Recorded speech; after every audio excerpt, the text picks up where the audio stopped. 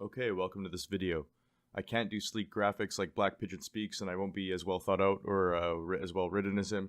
I just need to add my voice to the truths that him and channels like his are saying. Most recently, I've discovered Frame Game Radio, for example, who is adding a lot of interesting things to the conversation. But in regards to Black Pigeon's recent video that was partially on immigration in Canada with a focus on what Chinese interests have been doing here for the last couple of decades, well, like I said, mine won't be as well polished as his. I have still frames. I'm simply giving you the ground's eye perspective, if you want to think of it like that, as I have lived in several of the major cities of Canada.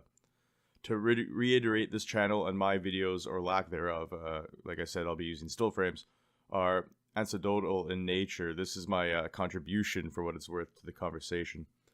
Okay, so one of the major cities I grew up in was Vancouver, specifically various suburbs of the greater metropolitan area. I went to an elementary school in one of these suburbs that was relatively new at the time and on the edge of the greater city borders. When my family first moved to the Vancouver area, we could only afford to rent. We rented 2 homes in that neighborhood, both owned by Chinese. When I first started school, for the first few years, it was mostly white. There was a couple halfies, this or that, in my class, but mostly white. This was a Canadian suburb in the early 90s. And then the import happened. I can't really think of another term for it. It was very disorientating to a young kid, I can imagine anyway. So this must have been about grade 4 when suddenly, over the course of about a month, the school incorporated a bunch of enough Korean students to double the amount of classes for the grade I was in, at least, and probably in a couple other grades.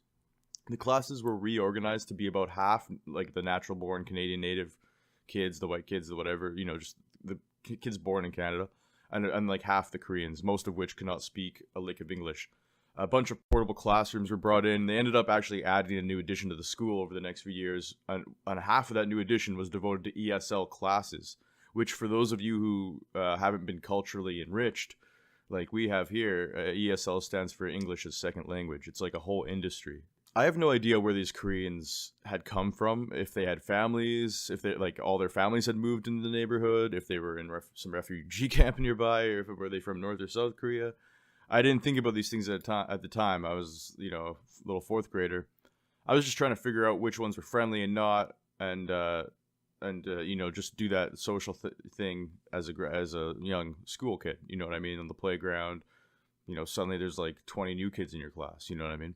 And keep in mind, we weren't a bunch of just, boring white kids, if you even want to think of it like that. Before this happened, like, we had a Chinese kid, we had a Japanese kid, a black girl, a couple halfies, like I mentioned before. That was stimulating enough for our young minds and sensibilities. Like, we already felt, as our indoctrination had told us, that we're living in a multicultural conditions. Now we were living in like a Korean work camp or something. It was mostly Korean now. And I'm nothing against the Koreans. It's just this one example. See, they import these groups in at a time. Now, in addition to the Koreans, other kids were constantly showing up as like the new kid from some place that doesn't know English. Every month it seems some new foreigner was joining the class from some other place in the world. Probably with siblings joining other classes and other families who would come with that group. It's clear that the import programs, I can't think of anything else to call them, are ushering people in at crazy rates whenever they can get away with it, it seems. Apologies there for that bump. Okay, now, you might think, you racist bastard, what's wrong with that? You know what I mean? Well, a lot of things are wrong with that, and I might be racist. Well, who cares? But I will say this, a few of those new kids I ended up hanging out with, I ended up becoming friends with, despite the language barrier. One of them gave me a really cool video game on a floppy drive. Like, that was back when you had to boot stuff up in DOS and stuff, or at least this game you still had to. And we overcome the language barrier through, our shared interests and hobbies. We were boys, so we could do that. So I'm actually I'm that type of person. I'm actually quite prone to study and embrace other cultures in my natural setting. I used to go to Chinatown all the time to get food and cheap gifts. But I don't want my entire city to be Chinatown. I used to study Japanese, but it was so I could, go to Japan someday, not because I thought I would need a foreign language to navigate life at home. But, that'd actually be a godsend, actually, if it was mostly Japanese immigrating. But, unfortunately, it's not.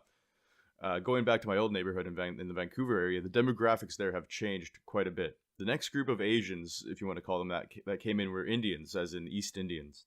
And they really found their stride, it seems, because not just that neighborhood now, but like the entire kind of city areas I used to live in the entire demographic has changed to Indian.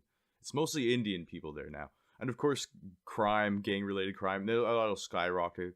The nice community shopping center that used to be, it was kind of an architectural, and it kind of gave the vibe. It was a throwback to the old town square of old. That was completely ghettoized. All of its charm is gone. When I came back 10 years later, and yeah, I can't blame like the immigrant families on the ground for that, perhaps. But for like the way I'm thinking is, do the Chinese owners of these things, because let's be honest here, do they really care about the cultural look of our communities? Do they care about our community and culture, or do they just care about the bottom line?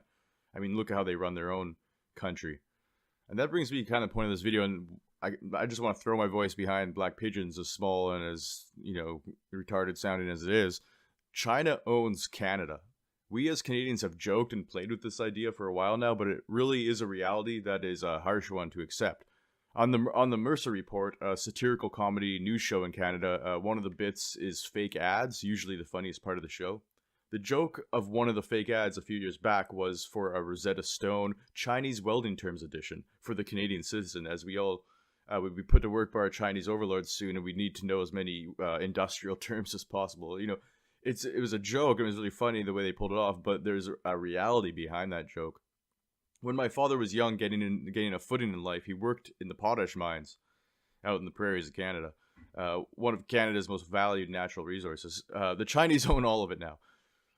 Try this one out. I've heard that China owns a lot of our freshwater and perhaps a lot of our forests too. I'll try to show an article if I can link to it, but and I'll have that video, a link to that Chinese welding terms video if I can find it.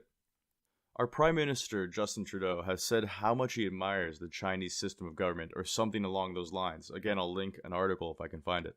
Who knows what will and won't be scrubbed off the record this day? The lefty lunatics taking our society for a drive off the cliff seem to control all the levers of power in this digital world. I remember when Google bought YouTube. Sad days. Thanks for listening to me ramble on. If I have anything more to add, I'll make another recording. Community and in-group preference is the key. Peace.